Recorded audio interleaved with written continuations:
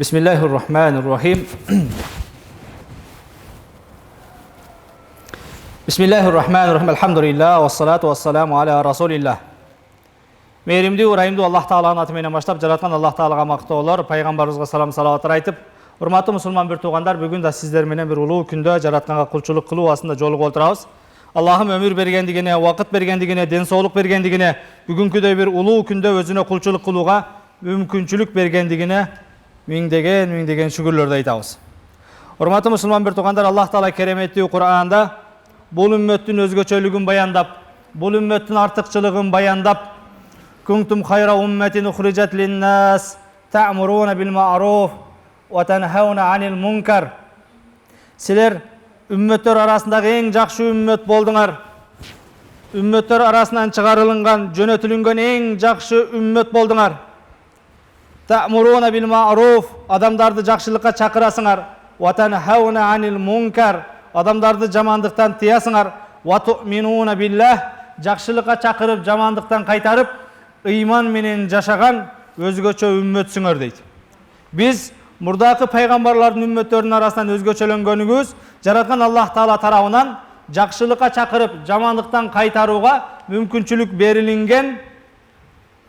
Тагыраак айтканда, жакшылыкка чакырып, жамандыктан кайтаруу, Кудайдын жолуна чакыруу бул мурдаракта пайгамбарлардын иши боло турган болсо, акыркы үммөткө Мухаммад пайгамбар акыркы пайгамбар болгондугуна байланыштуу Muhammed sallallahu aleyhi ve sellem'din ümmetine mına oşol paygambarlar kılgan jumuş, paygambarlar arkaлаган paygambarlardın missiyası berilip, siler en jakşı ümmötsüңөр, jakşılıkka çakırasыңар, жамандыктан кайтарасыңар, жараткан Аллах Таалага момун пенделердин катарындасыңар дейт. Урматтуу мусулман бир туугандар, бүгүнкү сиздер менен жума баянында, жума сабагында сүйлөй турган темабыз бул al-amru bil ma'ruf ve nahyi anil munkar. Jakşılıkka çakırıp жамандыктан кайтаруу жөнүндө. Innal amra bil ma'ruf wa nahyi anil munkar min ahammil muhimmat. Жакшылыкка чакыруу, жамандыктан кайтаруу бул эң зарыл болгон амалдардан. Wa azamul wajibat, биздин мойнубузга жүктөлүнгөн эң чоң жоопкерчилик милдеттерден. Wa huwa wazifatu kulli muslim, ар бир момундун мойнундагы милдети. Laysa khassatan bi rijalil hisba awil hay'atil khassa. Кээ-бир өзгөчөлөнгөн адамдардын мансабына же аткарган жумушуна карап өзгөчөлөнүп, кээ-бир адамдарга гана жүктөлүнбөстөн жалпылай момундарга жүктөлүнгөн, аушуюх вал улама, дамылалардын, аалымдардын гана кыла турган иш эмес, адамдарды күнөөдөн, бузукулуктан, тартипсиздиктен жакшылыкка чакыруу бул бүтүндөй адамзаттын мойнундагы милдет экендиги урматтуу мусулман бир туугандар. Ар бир жамандыкты уккан адам, же билген адам, же көргөн адам мына ошол нерседен колунан келген нерсеси менен тыйып коюусу, тосуп коюусу ар бирибиздин мойнубуздагы милдет экендиги урматтуу мусулман бир туугандар. Пайгамбарыбыз саллаллаху алейхи ва саллям өзүнүн хадиси менен белгилегендей, "Ман ра'a минкум мункаран фалюгаййируху биядih", силердин араңардан кимде-ким жаман адаттарды, кылык жоруктарды көргөн болсо, колу менен тоссун, колу менен тоса албай турган болсо анда тили менен тоссун. Фаиллам ястатифа биқалби, алда колунан келбесе анда жүрөгү менен мына ошол жамандыктан адамдарды кайтарсын дейт. Ал-ихласу лиллахи раббил аламин. Жакшылыкка чакырып, жамандыкта кайтарууда жаратканга ихлас менен, жараткандан соогун үмүт кылып, адамдарды туура жолго жетелөө баарыбыздын мойнубуздагы милдет, урматтуу мусулман бир туугандар. Bi an yakun al-amru bil ma'ruf wa nahyi anil munkar mukhlisan lillahi ta'ala. Талибан лиридах, жараткандын ыраазычылыгын максат кылып, жараткандын астында соопко жетейин деген бир максатта жакшылыкка чакырат экенбиз, жамандыктан кайтарат экенбиз. Кимде-ким жакшылыктан чакырууда, жамандыктан тыюуда өзгө нерсени максат кыла турган болсо, анда кылган жакшылыгынан, соогунан эч кандай сооп жок, урматтуу мусулман бир туугандар. Жакшылыкка чакыруу, жамандыкка кайтаруу жеңил нерсе эмес.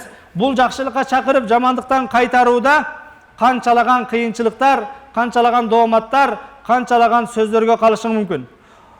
Лукман сүрөсүнүн 17-аятында мына ошол Лукман алейхиссаламдын баласына айткан осуяты кереметтүү Кур'анда: "Я бунайя акимис сала ва амур бил ма'руф ва нахи анил мункар". О балам, намаз оқығын, жақшылыққа шақырғын, жамандықтан қайтарғын. Wasbir ala ma asabak inna zalika min azmil umur.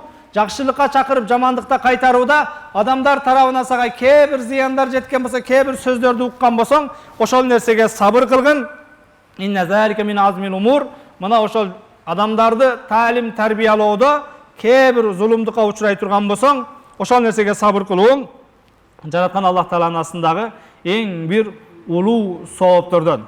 Урматтуу мусулман бир туугандар, момундар, мусулмандар ар бир кадамында, басканында, турганында жараткан Аллах Таала ченеп койгон, өлчөп койгон шарият мыйзамы менен, шарият жолу менен жашаш керек. Пайгамбарыбыз саллаллаху алейхи ва саллям: "Iyyakum wal julus fit tariqat." О менин сахабаларым, көчөлөрдө, жолдордо олтурбагыла дейт. Жолдордо чогулуп барып олтурбагыла дейт. Өткөн жумада Абдушкүр ажы айткандай, бираз убакыт өткөрөлүп деп паркка түшүп, башкага түшүп шахмат ойногондор бар, башкалар бар. Бираз убакыт өткөрөлүп деп өмүр менен ойношуп, сүйлөшүп олтургандар бар. Пайгамбарыбыз саллаллаху алейхи ва саллям айтат: "О мусулмандар, iyyakum wal julus fit tariqat." Жолдордо олтургандан сактангыла, көчөлөрдө безделник болуп олтурбагыла. Qalu ya Rasulullah, "Wa ma lana min majlisina budd." Зарыл болып қалсачы, кече көчөдө чогулуш кылыш керек болуп калат, кээ бир нерселерди талкуулаш керек болуп калат. Зарыл болуп калганда, муктаждык болуп калганда кантели деди. Пайгамбарыбыз саллаллаху алейхи ва саллям: "Файза абайтум иллал majlis." Эгер ошол көгөрүп көчөдө олтуруп бир чогулуш кылам же бир иш кылам деп ошого мажбур болуп калган болсоңор, фаатут тариqa haqqa, анда көчөнүн, жолдун акысын бергиле деди. Qalu wa ma haqqut tariq ya Rasulullah? О Аллахның пайгамбары, көчөнүн, жолдун акысы эмне? Пайгамбары саллаллаху алейхи ва саллям: "Эгер көчөдө отуруш керек болуп калса, чогулуп туруп калсаңар, анда мына өзгөчө кээде биздин жамаатта чыгып алып мешіттин айланасында туруп калат, башка болот. Буларга эмес, негизи мына ошол жалпылай көчөлөрдө туруп калгандарга, эгер көчөдө туруш керек болуп кала турган болсо, кээде тротуарда башкада өткөн келиндердин жолун тосуп калышы мүмкүн, башка болушу мүмкүн. Ошого пампарасат иштетип, четиракта башкада олтуруш керек экен. Пайгамбарыбыз саллаллаху алейхи ва саллям айтат: "Эгер зарыл болуп көчөдө туруп кала турган болсоңор, биринчи көчөнүн акысы гаддул басар, көздү сактайсыңар.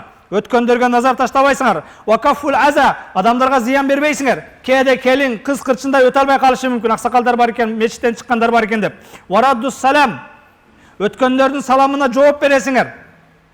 Вал амру бил ма'руф ва нахи анил мункар, дагы жолдун акысынан болгон бир акысы жакшылыкка чакырып, жамандыктан кайтарасыңар. Көчөдө турганда ушинтиш керек экен. Көздү сакташ керек экен, өзгөлөргө зыян бербеш керек экен, салам бергендердин саламына жооп бериш керек экен. Ал эми башка бир хадисте мына ошол эмне? Адашкандарга жол көрсөтүп коюудагы, жолдо туруп калгандардын моюндагы жоопкерчилиги дейт. Кээде адрес таппай калган башкалар боло турган болсо. Пайгамбарыбыз саллаллаху алейхи ва саллям: "Инна ахлал ма'руф фид дунья хум ахлул ма'руф ва фил ахира, ва инна ахлал мункар фид дунья хум ахлул мункар фил ахира." Бул дүйнөдө жакшылыкка чакыргандар, жакшылыкты аркалагандар, акыретте дагы мына ошолор, ал эми бул дүйнөдө жамандык менен алектенгендер, акыретте дагы ошо жамандык менен алектенгендердин катарында тирилет дейт. Аллах Таала кереметтүү Кур'анда Али Имран сүрөсүнүн 104-аятында: "Валтакум минкум умматун яд'уна илал хайр." Силердин араңарда ушундай бир үммөт болсун, жамаат болсун. Яд'уна илал хайр, жакшылыкка чакырат, ва я'муруна бил ма'руф, жакшылыкка чакырат, ва янхауна анил мункар, жамандыктан тыят, ва улайка хумул муфлихун, мына ошолор чыныгы ийгиликке жетүүчүлөр. Аллах Таала кереметтүү Кур'анда силердин араңарда жакшылыкка, ыйманга чакырган, жамандыктан, күнөөдөн тоскондор болсун, мына ошолор жараткан Аллах Тааланын асына барганда ийгиликке жеткендер дейт, урматтуу мусулман бир туугандар. Пайгамбарыбыз саллаллаху алейхи ва саллям колуңардан келген күнөө ишти көргөн учурда ким колу менен тосалса колу менен тоссун, тили менен тосалса тили менен, ал да колунан келбесе жүрөгү менен жек көрсүн деди. Жүрөк менен жек көрүү мына ошол нерсеге дуа кылуу менен болот. Аллахым ушулар түшүнбөй атат, мен айтсам сөзүмдү укпай атат, ушуларды туура багытка салгын деген эмне мына ошол көкүрөктөгү изги ниетибиз менен, урматтуу мусулман бир туугандар. Аллах Таала кереметтүү Кур'анда Маида сүрөсүнүн 2-аятында: "Ва таавану алал бирри ват тaqва ва ла таавану алал исми вал удуан." жакшылыкка, такыбалыкка бири-бириңерге жардам бергиле. Günöөгө, бузукулукка, душмандыкка бири-бириңерди колдоп жардам бербегиле дейт. Пайгамбарыбыз саллаллаху алейхи ва саллям башка бир хадисинде: "Мен интахара сахиба бид'атин мала Аллаху qalbahu amnan ve imanan." Kimde kim bir buzukuluk, jaman, bid'at işti başlaganын көрсө, ошону баштаган адамды урушуп жемелеп кое турган болсо, мына ошонун кайтарган, жемелеген адамдын жүрөгүн Аллах Таала амандык менен, тынчтык менен, ыйман менен толтурат. Wa man ahana sahiba bid'atin amana Allahu yawmal fazl akbar. Kimde kim mına ошол жамандык, күнөөнү баштап аткан адамды ошол нерсесине жемелеп, кемсинтип, урушуп кое турган болсо, бул кылган ишиң туура эмес деп, Аллах Таала кыяматтагы коркунучтуу күндө аман сактайт. Бул мына ошол эмне? Азапка, анан рахатка бөлүнө турган, бейиш тозокко бөлүнө турган күндө. Wa man amara bil ma'ruf wa nahaa anil munkar fa huwa khalifatullah fil ard. Kimde kim жакшылыкка чакырып, жамандыктан кайта турган болсо, ал адамдар Аллах Тааланын жердеги орун басарлары. Wa khalifatu kitabihi wa khalifatu rasulih. Allah'ın orun basarı, Allah'ın kitabı Kur'an'ın orun basarı jana paygambardın orun basarı deyt. Жакшылыкка чакырып, жамандыктан кайтаргандар, урматтуу мусулман бир туугандар. Биз момундар бир дене сыяктуубуз. Биз мусулмандар момундун күзгүсү дейт. Бири-бирибизди адеп ахлакка, кулк мүнөзгө, жакшылыкка жетелегенге басым жашашыбыз керек экен. Мына ошол биздин мойнубуздагы эң чоң жоопкерчиликтерден экен. Кудайыма шүгүр, жакшылыкка чакыруу, жамандыктан кайтаруу дегенде бүгүн тек гана мына ошол эмне тил менен айтып коюу, башка кылуу эмес. Кээде мына ошол нерселер өзүбүздүн кылык жоругубуз менен, жүрүм турумубуз менен дагы болуш керек экендигин урматтуу мусулман бир туугандар эске алыш керек. Анткени кээде базарга барганда, башкага барганда мына ушул эле мечитте чогуу окуган инсандардын кээ бир кылык жоруктарына, башкасына, соодада, башкада алдаганына күбө болгон учурда мына ошол зээнибиз кейит айтылып аткан, жакшылыкка чакырылып аткан аят, хадистер, мына ошончо дааваттар, чакырыктар пайда бербей аткандыгы адамды өкүндүрөт, урматтуу мусулман бир туугандар. Муса пайгамбар жараткан Аллах Таалага кайрылып: "Я Раб, ма жазау мен да'a ахаху ва амара бил ма'руф ва нахаа анил мункар." О Раббим, өзүнүн мусулман бир тууганын жакшылыкка чакырып, жамандыктан кайтаргандын жазасы эмне? Анын сообу эмне кыяматта Кудай Тааланын астына барганда деп Аллах Тааладан сурады. О Раббим, адамдарды жакшылыкка чакырып, жамандыктан кайтаргандар өзүңнүн астыңа барганда кандай соо болот деди. Аллах Таала: "Актубу лаху би кулли калиматин ибадату сана." Алардын ар бир сөзүнө бир жылдык ибадаттын сообун жазам. "Вастахи ан уаззибаху бинари."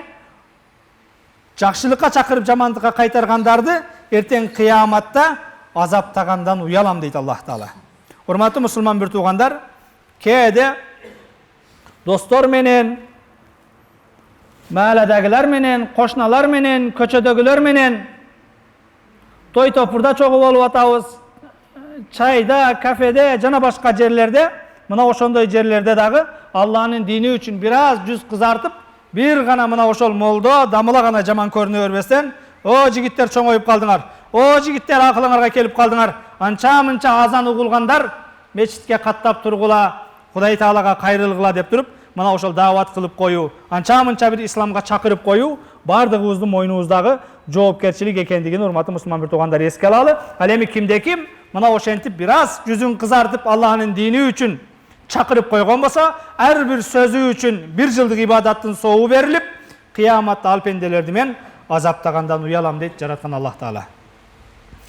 Хадиси кудсиде Аллах Таала: "О адам баласы, ла такун мимман юаххарит тауба."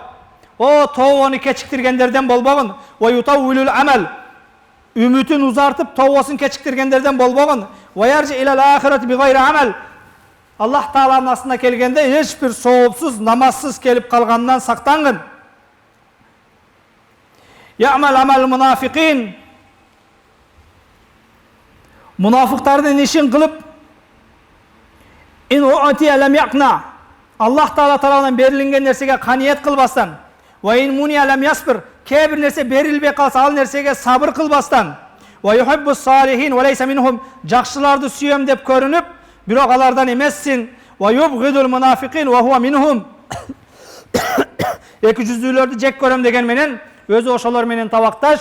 Ва я'мур бил хайр ва яф'алуху, жакшылыкка чакырат, бирок ошол жакшылыкты өзү аткарбайт. Ва янхани шар ва лам янтахи анху, жамандыктан адамдарды тосот, бирок ошол жамандыктан өзү тосулбай аткандагысы, урматтуу мусулман бир туугандар, жийиркеничтүү амалдардан.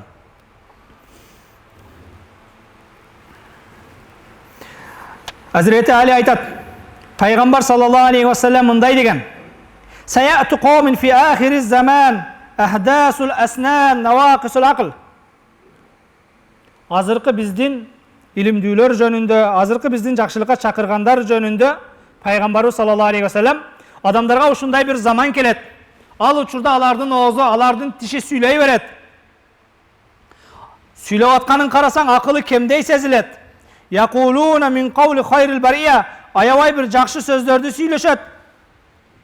Bирок ошол айткан сөздөрү тамагынан нары өзүнүн жүрөгүнө жетпейт, өзү аткарбайт. Yamruquna minad-din kama yamruqu sahmu minar-ramiya. Өздөрү айтып аткан, түшүнүп аткан, билип аткан дини менен жашабастан динден ушунчалык алыстап качышат. Жанакы жебе жаадан качкан, алыстаган сыяктуу. Өздөрү туу тутунган, диним ислам деп билген, исламдан, ыймандан оолак болгон иштерди кылып, исламдан алыстап качышат. Жанакы жаадан, жанакы жебеси, огу алыстап качкан сыяктуу. Peygamber sallallahu aleyhi ve sellem İsra keçesinde 5 tozoktu kıdırgan. Mına oşol keçede kebir insanlardın oğuzundan aloğlanıp çıkıp atkan ottu gördüm. Cebrail periştege kayrılıp kultu, men havla ya Cebrail. Tegi oğuzundan aloğlanıp jalın çıkıp atkandar kimder o Cebrail dep surasam, havlai hutabai ummetikellezine ya'muruna nas bil bir ve yansavna anfusahum.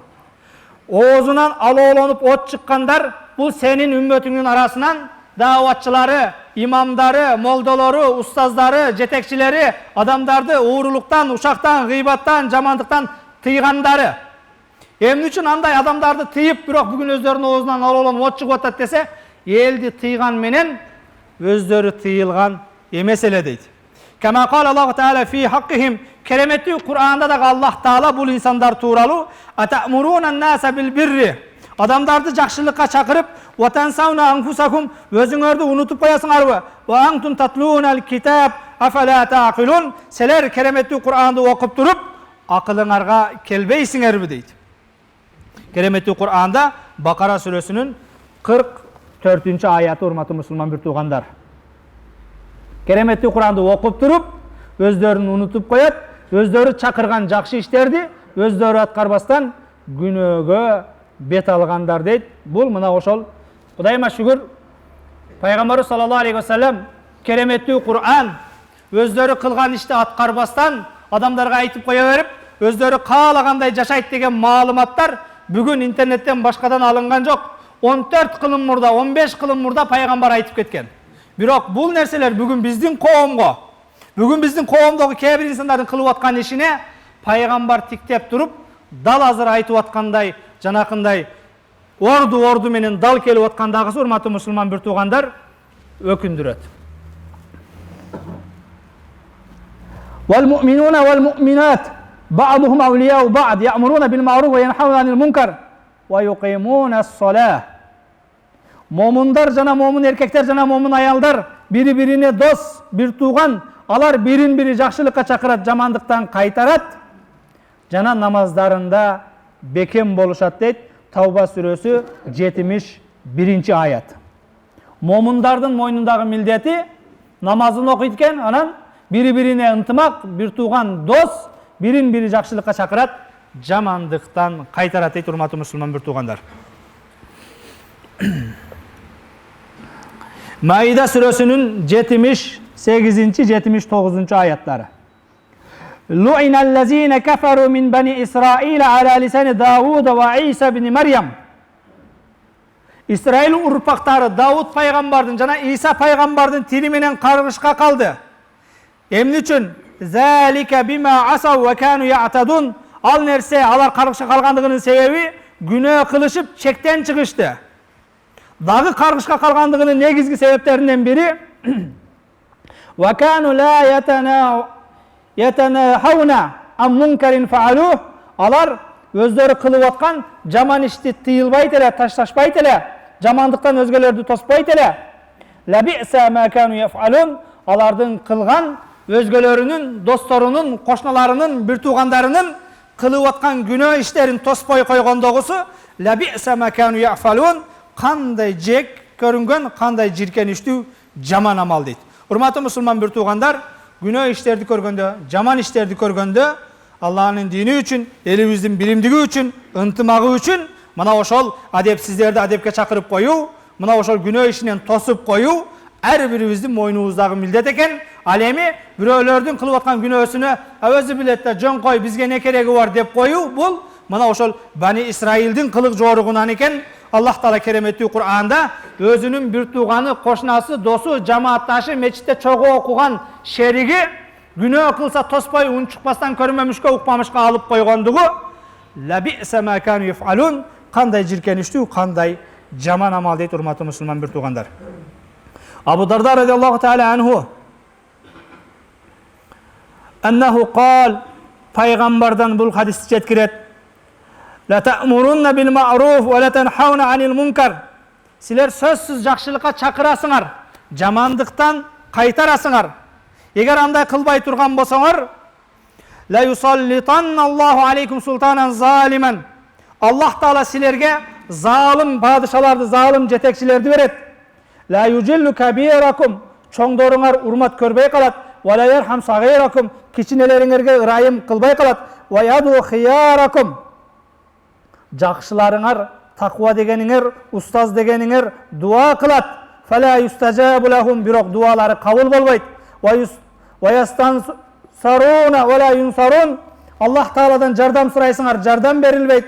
Ваястагфарун фала югфар лахум, се Аллахтан кечирим сурайсыңар, бирок Кудай Таала күнөөңөрдү кечирбейт. Анткени мына ошол жакшылыкка чакырып, жамандыктан кайтаруун токтотуп койгондуңар үчүн жашооңордон берекенин бардыгы кетет дейт. Анан урматтуу мусулман бир туугандар, кээде бүгүн чакырайын десең, балдарыбыз дагы, кыздарыбыз дагы, неберелерибиз дагы бардыгы бир адепсиз болгон, башка болгон, батышты дуураган, бирөөнүн сөзүн бирөө укпай калган бир коомдо жашап атабыз. Биздин негизги кайгыбыз мына ошол. Болбосом учурунда бир көчөнү, бир айылды, бир аксакал эле, бир имам эле башкарып келген. Тилекке каршы бүгүн кошунанын баласы эмес, өзүбүздүн балдар, өзүбүздүн кыздар сөзүбүздү укпай калган заманда жашап аткандыгыбыз өкүндүрөт.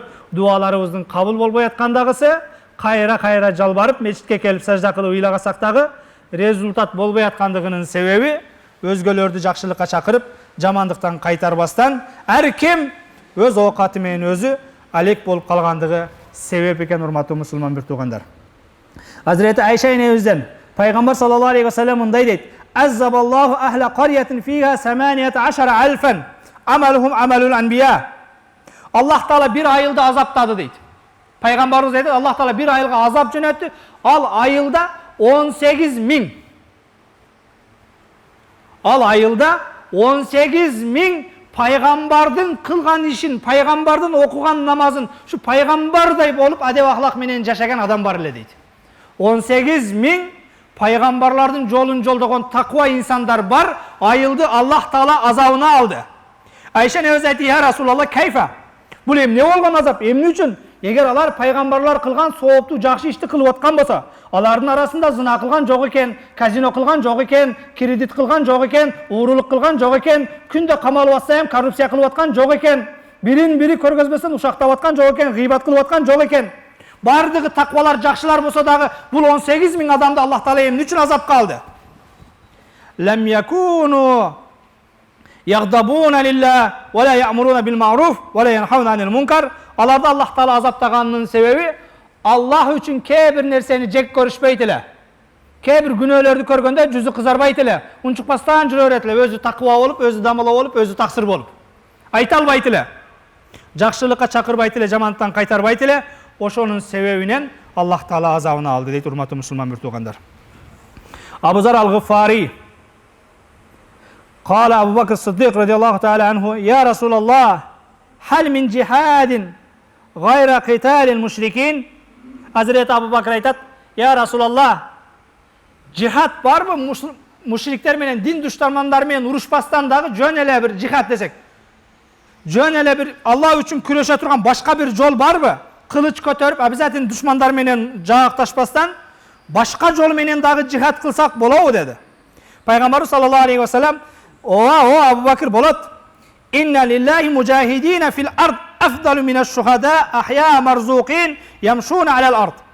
Allah Taala'nın aslındaki en nomeradin cihatçılar var. Alar Kuday yoluna çıkıp başka kılıç kötörüp Siriyaga varıp Palestinaga varıp soğuş kılbaydı. Alar yer betinde tiriw ölelek. Şahit degen özü ölgön boluş gerek. Alar tiriw birok ölgön şahitlerden jakşı. Allah Taala'dan rızkısını alıp durat. Yer betinde basıp jüret. Yubahillahu bihim malaikata sana. Kerek bolsa alar menen Allah Taala asmandagı periştelerge sıymıktanıp maktanat. Alar üçün 5 gün sayın qoozdanat, dayardanat. Ümmü Salama enemiz Peygamber kelerin kütüp janakınday qoozdanıp, boyanıp, dayardangan siyahtı deydi. Ya Resulallah, alar kimder dedi? Tiriw bolsa, ölelek bolsa, yer betinde basıp жүрse, rızkısını alıp atsa, alarga aşık bolup 5 cennet özün özü күндө dayardasa, qoozdosa. Peygamber sallallahu aleyhi ve sellem el-amuruna bil ma'ruf ve nahuna anil munkar vel muhibbina fillah vel mubghiduna fillah.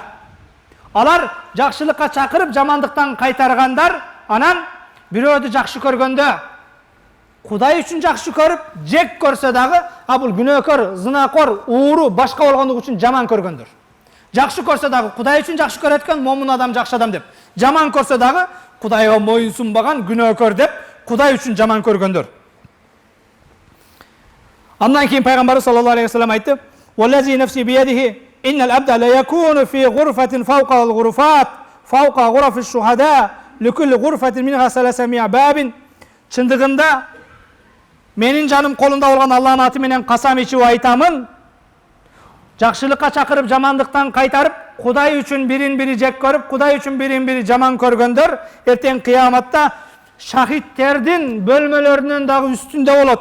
Bulardın bölmelerinde Allah Taala tarafından berilingen Beyişteki Han sarayında 300 eşigi bolot. Her bir eşigi altından janakınday bağlı taşlardan bolot. Her bir eşik özünçe bir nur bolot. Mına oşolordun içinde Allah Taala tarafından dayardalıngan janakınday sıylardı türü menen köröt. Mına oşol her bir eşikte, her bir bölmede Allah Taala bular üçün hur kızlardı dayardap koygan. Her birine karagan sayın janakı hur kızlar bul dünyedeki anın kılgan jakşılıkka çakırıp jamandıkka kaytarganын eskertet deydi. Bul hur kızga karasa, esteysin be, moğol jerde şumkardamlaga monda işti kıl dep jakşı işti aytkan eleң. Oşonun sыйлыгы menmin deytken.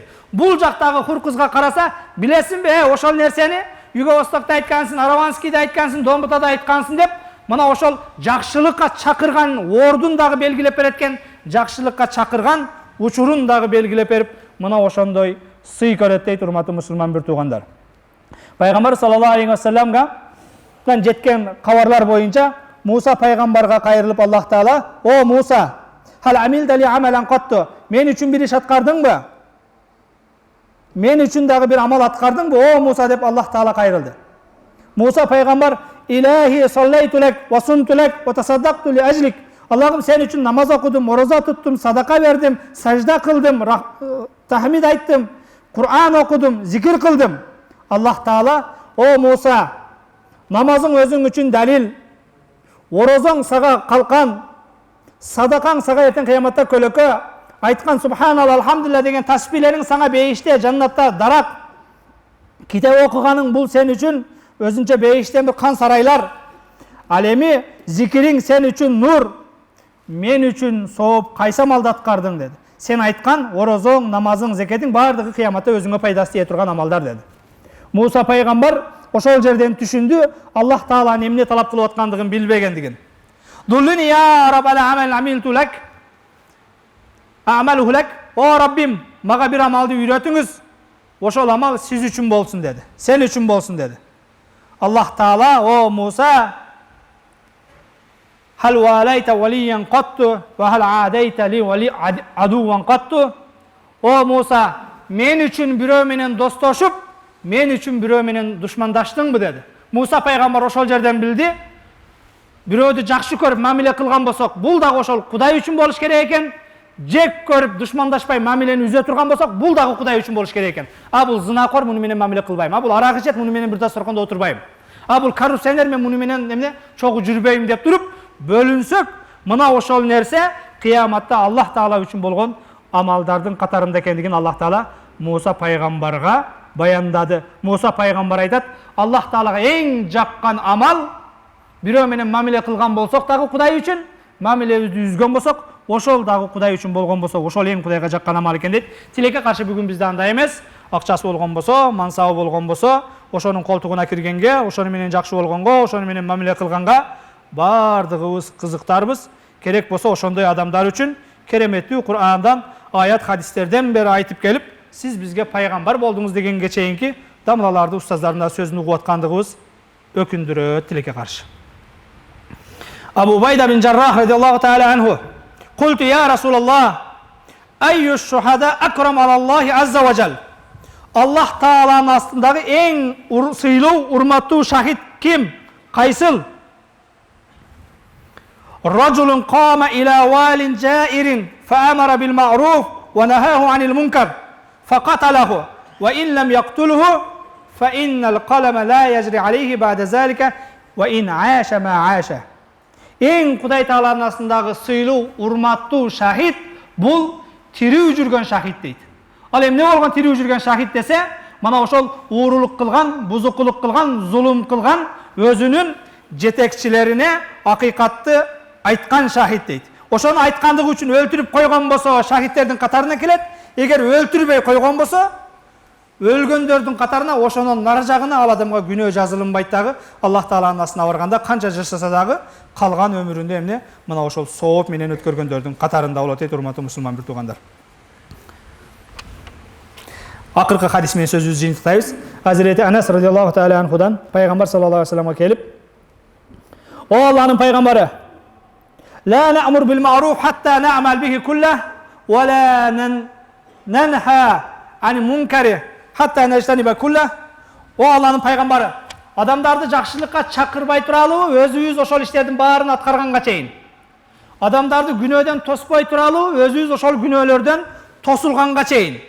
Пайгамбарыбыз саллаллаху алейхи ва саллям, "Бел муру бил ма'руф", жакшылыкка чакыра бергиле. Эгер ошол нерсени өзүңөр аткарбасаңар дагы, жамандыктан тоса бергиле. Ошол жаман ишти өзүңөр кылып атсаңар дагы, сага пайдасы тийбеген менен, сен тоскон адамга пайдасы тийген болсо, буга дагы сооп ала бересиң дейт. Субхана роббика роббил иzzati amma yasifun ва саламун алал мурсалин валхамдулиллахи роббил аламин. Жараткан Аллах Тааладан жалбарып суранарыбыз, бардыгыбызды жакшылыкка чакырып, жамандыктан кайтаруучулардан кылсын. Жараткан Аллах Таала бардыгыбызды жакшы жашаганды насип этсин. Аллахым ыйман исламда кадамдарыбызды бекем кылсын. Бузукулуктан, күнөөдөн кадамдарыбызды адаштырган болсун. Жин шайтандын азгырыгынан сактасын. Бале апаттардан сактасын. Буга чейин өткөргөн күнөөлөрүбүздү кечирип, мындан аркы жашообузду Аллахым сүйгөндөй, пайгамбар көрсөткөндөй жашаганга мүмкүнчүлүк берсин. Жараткан Аллах Таала улуу жума күнүндө өзүңдөн жалбарып суранарыбыз, бул жамаатыбыздын жүрөгүндө кандай дуа тилек максат болгон болсо өзүң кабыл кылгынын. Аллахым жалпы ооруп аткан бир туугандарыбызга өзүң шифа бергениң, карыздар бир туугандарыбыздын карыздан кутулушуна өзүң жардам бергениң. Жараткан Аллах Таала ата-энесине шифа тилегендер, ата-энесине иман тилегендер, инсаф тилегендер, бир туугандардын ортосунда ынтымак сурагандар, биримдик сурагандар олтурат. Аллахым бардыгынын жүрөгүндөгү дуа тилектерин кабыл кылып, элибизге, жерибизге тынчтык берген, ынтымак берген, биримдик берген, өнүгүү берген, өсүү берген. Жараткан Аллах Таала тынч болгон, аман болгон, бейпил болгон, берекелүү болгон өлкөдө кыяматка чейин азан үнүн жаңыртып, ынтымак, биримдик менен, өзүңө кулчулук менен жашоо кечиргенди баарыбызга насип эткен. Ва саллаллаху таала аля хайрил Мухаммад ва аля алихи ва сахбихи ажмаин. Бирахматика я архамар рахим.